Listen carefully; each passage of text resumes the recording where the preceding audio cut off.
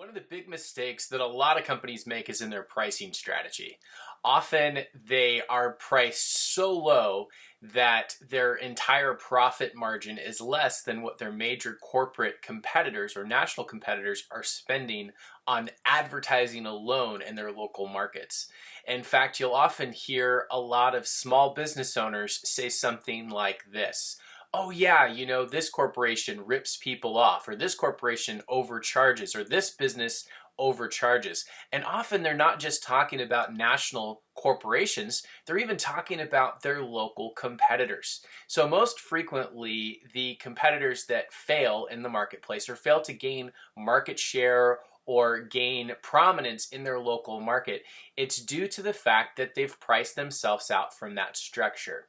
For example, another commonplace thing is maybe the entire profit margin by this local service-based industry person, say a plumber. Maybe his entire profit margin is less or the same for his company as what a national competitor pays a manager. And that happens so frequently. And pricing strategy is also the reason why a lot of business owners fail to create businesses. Rather than creating businesses, they're actually creating what would you call a job for themselves. They've created a job for themselves that they can't get out of, they can't leave. If they don't show up for work, they're actually not going to get paid. That's not what it's about to own a business. If you want to own a business, you want to be able to leave that business and you want to be able to go on vacation or take a trip or do things and have the freedom that ownership provides. If you don't have the ability to do that and take that vacation or trip or an extended vacation, you probably have created a job for yourself. And pricing can help a whole great deal. If you go ahead and you double your prices, for example, say your prices are half of what the other people are charging, you double your prices, a lot of people think that doubles your profit margin. Well, in a service-based industry, let's say you have some hard costs. So your price for a basic heating repair is $497. And that includes labor that you need to pay an employee, or you need to take your own personal time. So you need to treat yourself like an employee and pay yourself as an employee to protect your profit, which a lot of business owners fail to do.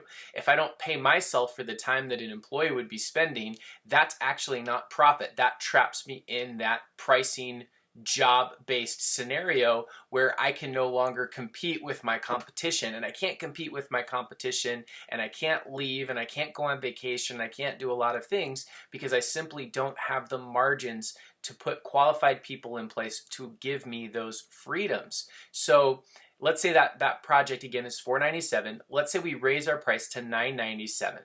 Now, let's say the labor costs of having another skilled worker to do that job is $250. So we're just going to call it $500 and $1,000 to make it simple. So if I charged $500, my labor costs were $250. That means I've got $250 in profit. Well, if I doubled my price to be the same price as the person that we talk about price gouging, or the person that some people say the big corporations overcharge and things like that, and we double our price to $1,000, a lot of people would think, oh, well, that means we double our profits. That's not true. When we double our price to $1,000, our costs are still $250, meaning we go from $250 in profit to $750 in profit. That's a lot more than double. In my book, that sounds like triple. I'm not a mathematician, but I'm just going to throw that out there. Roughly triple the money, $250 to $750. And we're going to go ahead and look at that from that perspective. Now, if you look at a manager that was now supposed to run that job, that's another part of your overhead. Let's say that manager now made $100, and now you're up to $350 in profit at $1,000. Okay, so now we look back at our profit margin. If you didn't have a manager in your structure, now that job that you thought you were making $250 in profit, your profit is now down to $150. And let's say that profit is $350, that's $150 more I'm sorry, $150 less that you would be making in that profit strategy. So just to throw that out there. Now, let's say not only did you have a manager, you've got to pay your administrative assistant. That's part of overhead. A lot of owners fail to calculate all costs into overhead. You've got a company car. That part goes into overhead. And so you've got those company vehicles. And let's say you want to be that owner that can take a vacation. So not only do you have a manager, let's say you even have a president of your company so that he can run your company and he can manage multiple managers as you grow, or maybe even he just manages your single manager and makes sure everything runs smoothly.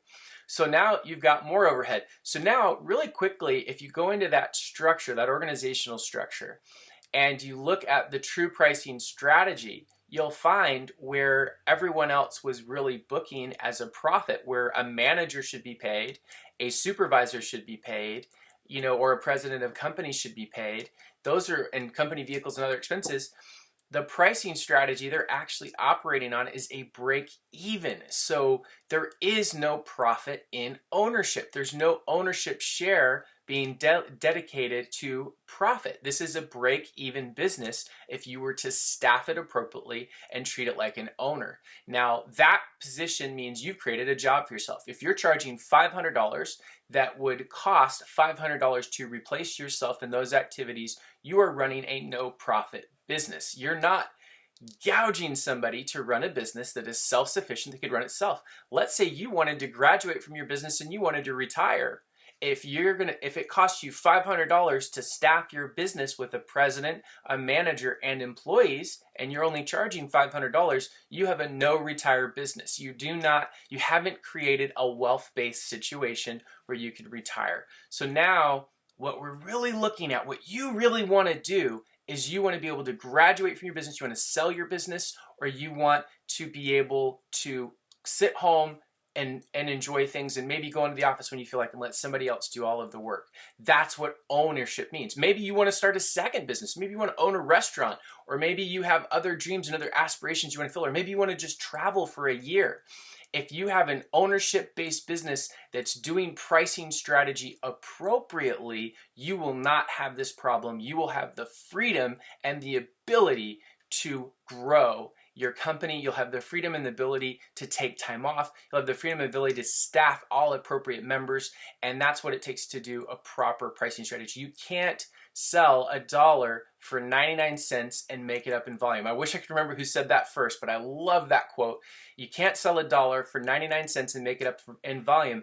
And a lot of companies, if they take out that ownership doing the jobs of employees, they're actually running at a loss. They're not even running at a profit, which is why they don't have money for advertising, they don't have money for proper management, and they don't have the money to compete and get market share in the market today. So think about that. That's food for thought. You more than likely, if you're like most small business owners I deal with, you can double your prices. Even lots of bigger corporations can add value that doesn't cost you a whole lot of money and double your prices as well. I hope this tip helps you a lot, and I hope this pricing strategy session will help you a lot. Make it a great day.